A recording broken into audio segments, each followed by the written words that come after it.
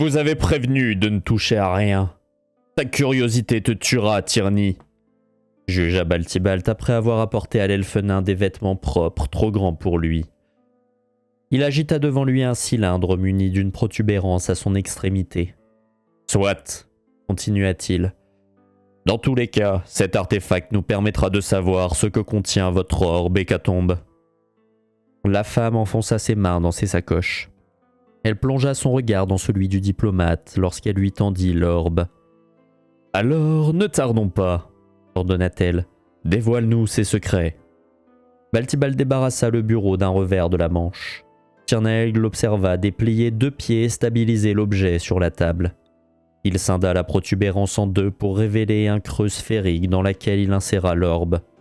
Il orienta le cylindre vers un mur nu et referma la protubérance. Une lueur rouge coula le long de l'écorce de l'objet. À travers les plaques de verre insérées dans le cylindre se diffusa une lumière qui illumina le mur. Elle se mouva. Une tache bleue se forma. Des contours se dessinèrent. L'elfe nain passa une main devant l'objet. Une ombre obscurcit l'image jusqu'à ce qu'il la retire. Des silhouettes se précisèrent. L'image projetée leur dévoila un paysage tortueux. Hécatombe et Tirnaelg échangèrent un regard. Le monde dans lequel ils étaient quelques instants plus tôt. « Et voilà, Udvik !» La voix avait émané de l'artefact, grasse et aiguë. La vision se détourna et une silhouette apparut. Les 3 spectateurs pâlirent. Un être à la tête bien trop large pour son corps se tenait face à eux, sur ses 2 jambes. Les yeux minuscules semblaient traverser l'illusion et les jauger. Un filet de bave tombait d'une des canines qui dépassaient de ses babines. « L'heure de gloire de notre maîtresse est venue, » continua la créature. « Grâce à cet objet. » La vision tomba sur un orbe qu'Udvik tenait dans ses mains. « Nous serons en mesure de nous souvenir du plan de notre maîtresse quand nous serons sur Ctalia. » Un ricanement émana de la gorge de l'homme. « Même les dieux ne peuvent pas nous retenir prisonniers dans l'asile. Nous allons leur montrer ce qu'il en coûte de s'en prendre à notre maîtresse. »« Tu seras le premier, Udvik. Celui qui quittera notre monde pour mettre en place le plan de notre maîtresse. Tu as 10 ans pour trouver suffisamment de puissance pour briser la barrière qui entoure l'asile. Nous nous rencontrerons à nouveau lorsque tu auras ouvert la brèche. » Le corps de la créature se déforma, ses muscles ondulèrent, ses os craquèrent. Elle tomba sur ses genoux. « Souviens-toi » articula-t-elle par-dessus les bruits de son corps. La tête large se redressa et son regard perça à nouveau l'illusion. « Trouve les royaumes frangarés, localise la liche et utilise son pouvoir pour ouvrir les portes de l'asile dans ce que les habitants ont appelé les plaines fumantes. » La vision s'agita de haut en bas. La créature, maintenant transformée en hyène, grogna. Elle écrasa son corps au sol avant de bondir à la gorge d'Udvik. « Gloire à la maîtresse !» résonna la voix de la hyène. « Gloire à la maîtresse !» souffla Udvik. L'illusion se brouilla, l'image disparut. Les veines rouges s'évanouirent et la masse à l'extrémité de l'artefact s'ouvrit, révélant l'orbe qui n'avait pas changé. Le regard des 3 compagnons ne quitta pas le mur, à présent nu face à eux. Tirnaelg brisa le silence. « On est d'accord qu'une liche, c'est terriblement puissant et que, si une telle créature foulait les royaumes, on en aurait entendu parler. » Baltibalt se gratta le menton.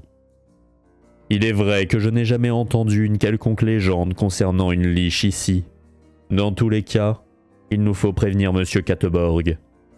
Hécatombe, votre aide serait... » Le diplomate tourna la tête vers la femme. Vous allez bien ? La poitrine se soulevait au rythme de sa respiration saccadée. Cette liche, hésita-t-elle. Je sais où la trouver. Baltibald fronça les sourcils. Formidable, s'écria Tirnaelg. Contactons le dirigeant sans attendre. S'il est encore à Unis, les royaumes sauront s'allier pour mettre fin à cette histoire avant qu'il ne soit trop tard. Le diplomate croisa les bras sur son torse. Sortons d'ici. Je n'aime pas rester dans cette pièce trop longtemps, soupira-t-il. Tirnaelg s'arrêta dans l'encadrure de la porte à la suite de son ami et se retourna. Tu viens, Hécatombe ? Et il disparut dans les escaliers. Elle secoua la tête et se mit en marche. Son regard se posa de nouveau sur l'artefact icosaédrique dont les glyphes dansaient toujours sur sa surface. Ses jambes s'arrêtèrent à son niveau. Elle tourna la tête en direction de la porte quelques instants. Elle se mordit la lèvre inférieure quand elle enveloppa l'objet dans son écrin avant de l'enfoncer dans l'une de ses sacoches. Faldrel les attendait dans le hall d'entrée. « Peut-être prendrez-vous le temps de vous désaltérer et de vous rassasier après votre périple, n'est-ce pas ?» L'estomac de Baltibald gronda. Les regards que lui lançaient Hécatombe et Tirnaelg finirent de le convaincre. Ils suivirent le majordome à travers les couloirs bordés d'objets à l'aspect mystique. Baltibald expliqua qu'il s'agissait soit de pâles copies des artefacts d'origine, soit de babioles sans grand intérêt, comme les qualifiait Arxmer. Leur guide posa ses mains à plat sur les deux battants d'une porte et poussa. Les trois compagnons pénétrèrent dans une vaste salle, au sol, au mur et au plafond de marbre blanc. Le mobilier et les chandelles luisaient, noirs comme l'obsidienne.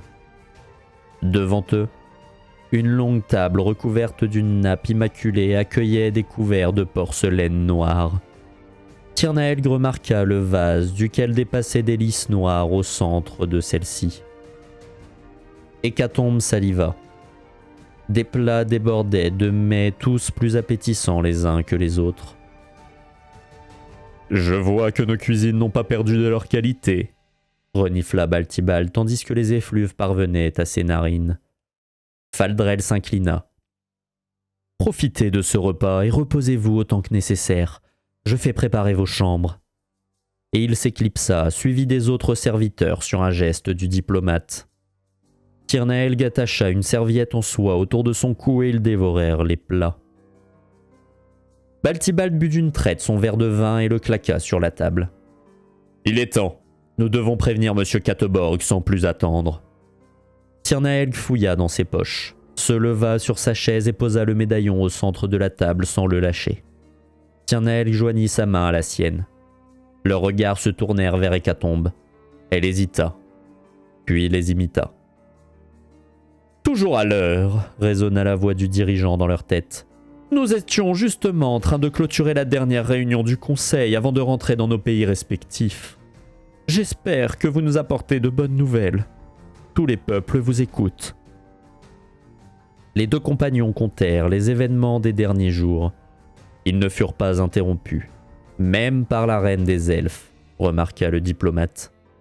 « J'ai décidé d'accompagner vos hommes lorsque nous nous sommes rencontrés, » conclut Hécatombe après s'être présenté. « Et en effet, je sais où trouver cette liche. »« Parlez, demoiselle !» ordonna Oda Briscran. « Sur la terre des elfes, à Trafalgar. »« C'est impossible !» trancha Iris Valrel. « Le village est une ruine depuis des siècles. Aucune archive ne révèle ce qu'il s'y est produit et aucune expédition n'a permis de le découvrir. » Baltibald et Tirnaelg sondèrent Hécatombe qui se mordait l'intérieur des joues. « Effectivement, » continua-t-elle enfin, « la distance qui l'isole du reste du pays n'aide en rien. Tout ce que je peux vous dire, c'est que si Trafalgar est aujourd'hui une ruine, c'est parce que quelqu'un a profité de cet isolement pour tenter d'acquérir de grands pouvoirs. » Elle soupira. « Et ainsi devenir une liche. » Baltibald se gratta la barbe. « Nous nous rencontrerons un jour, » articula enfin la reine. « Et ce jour, vous me révélerez comment vous avez appris ceci et qui vous êtes vraiment. Hécatombe baissa la tête. Si seulement je le savais moi-même, chuchota-t-elle. Ceci étant, reprit Robert Katteborg, vous nous avez donné matière à réfléchir. Je vous recontacte à l'aube. Reposez-vous d'ici là. Le silence retomba dans leur esprit. Hécatombe se leva. Je suis exténuée. Faldrel saura m'indiquer ma chambre. À demain. Et elle sortit de la pièce. Tirnaelg leva les mains au ciel. Elle est étrange, tu ne trouves pas, Baltibalt? Nous avons tous notre jardin secret, Tierney. Ne lui en demandons pas trop pour l'instant. Elle nous aide et c'est tout ce qui compte. Elle s'ouvrira quand elle se sentira prête. Le diplomate quitta sa chaise. Suis-moi, je vais te montrer ta chambre. Nous avons tous besoin de nous décrasser et d'une bonne nuit de sommeil. Vous ne dormez pas? Faldrel était apparu derrière Baltibalt à travers la brume qui baignait continuellement la propriété. Il ne parvenait pas à dormir et avait eu besoin de prendre l'air. Le diplomate gloussa. « Je sais que cet endroit ne vous rappelle pas de bons souvenirs, » continua le majordome. « Mais sachez que nous sommes contents de vous voir. Des nouvelles de vous parviennent jusqu'à nous, vous savez. » Ils s'arrêtèrent devant la statue d'Arxmer. « Il m'arrive de me demander ce qu'il ferait dans toute cette histoire, » confia Baltibalt. « Si votre chemin croise à nouveau celui de son assassin, j'imagine que vous pourrez le savoir. » Le diplomate pivota vers son majordome qui haussa les épaules. « Vous savez comme moi que les deux hommes sont pareils, égoïstes et prêts à tout pour la moindre once de pouvoir. » Baltibalt bâilla. Sa main se posa sur le bras de l'homme. « C'est là une bonne idée, Faldrel. La fatigue me gagne enfin. Je vais essayer de dormir un peu. » Votre intervention a repoussé le conseil jusqu'à tôt ce matin. Robert Katteborg avait tenu sa promesse. Le soleil dépassait à peine de l'horizon. Sa voix était lasse. Je tenais d'abord à vous remercier tous les trois. Votre participation a eu un impact non négligeable pour envisager une échappatoire. Les 4 peuples ont pris une décision. Pour la première fois depuis la signature des accords ethniques, la garde blanche quitte l'île de paix. C'est elle qui arrêtera le Cater avant qu'il réveille la liche et cause une catastrophe sans précédent. Baltibalt posa sa main sur son front.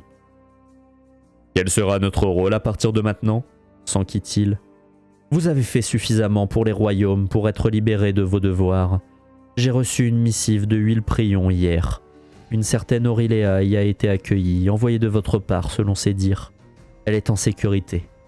Partez la rejoindre si vous le souhaitez. »« Il en est hors de question !» s'écria Hécatombe. Le diplomate se raidit. « J'ai vécu toute ma vie sans savoir qui je suis ni d'où je viens. Cette histoire est liée à moi d'une manière certaine. Je le sens. Alors il est hors de question que j'abandonne si près du but. Je pars pour Travalgard dès aujourd'hui. » Un serviteur pénétra dans la salle à manger. Il s'excusa et disparut aussitôt. Baltibalt distingua le martèlement de ses pas qui s'éloignaient. « Je viens avec toi, » intervint Tirnaelg. « Nous mettrons fin tous les deux aux agissements du Cater et je récupérerai enfin mon précieux cube. » Le dirigeant rit. « Votre détermination me laisse sans voix. Vous avez de la chance dans notre malheur. Cette mobilisation inédite demande de la préparation. Il leur faudra au minimum une 20aine de jours pour arriver à Trafalgar. Mais il nous faudra au moins le double de temps et avec peu de repos pour atteindre les ruines, s'emporta-t-elle. Je le sais, mais je ne peux pas me permettre de satisfaire vos objectifs personnels si cela met les royaumes en danger. Mais je peux vous faire cette faveur. J'ordonnerai à la garde blanche d'observer nos ennemis et d'en apprendre plus à leur sujet pour qu'à votre arrivée, un plan d'action soit déjà établi. Par contre, s'ils jugent que la situation presse, ils devront agir sans vous. » Hécatombe acquiesça. « Merci. » Baltibalt tapa sur la table. « Bien. Nous n'avons plus de temps à perdre. Allons-y. » Tirnaelg inclina la tête. « Tu n'as pas à faire ça, » lâcha-t-il. « Aurilea ne sera pas en sécurité tant que le Cater sera en vie. Je veux le voir mourir de mes propres yeux. Je viens avec vous. » L'elfe nain sourit et hocha la tête. « Dans ce cas, je vous souhaite le meilleur et j'ai hâte d'avoir de vos nouvelles. conclut Robert Katteborg. Faldrel leur prépara autant de provisions que possible, fit apporter des vêtements à la taille de Tirnaelg et harnacha leurs meilleurs chevaux.